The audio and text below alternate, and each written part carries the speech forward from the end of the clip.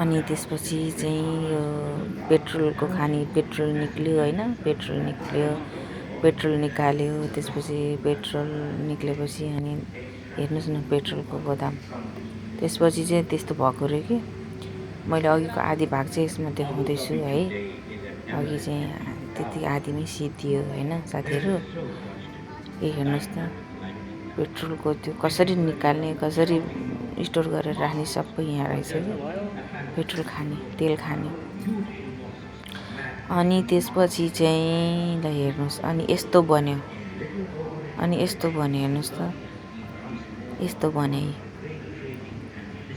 यतिको बन्यो त्यो पेट्रोल। अब भनौँ न पेट्रोल तेल निस्क्यो सबै गर्यो हैन।